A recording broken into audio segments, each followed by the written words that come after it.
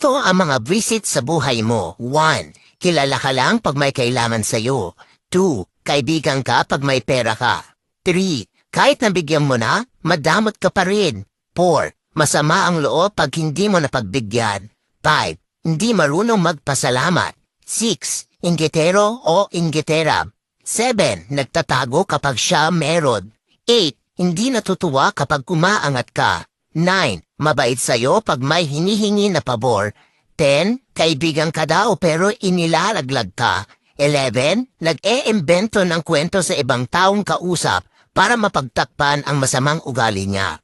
Kaya lagi mong tatandaan na ang pagiging mabuting tao ay hindi basehan sa kung ano ang natapos mo o anong relihiyon mo. Nakikita ito kung papaano mo itrato ang iyong kapwa-tao. Pero minsan, kailangan mo magbago dahil hindi lahat ng tao na sa paligid mo deserve ang kabutihan mo.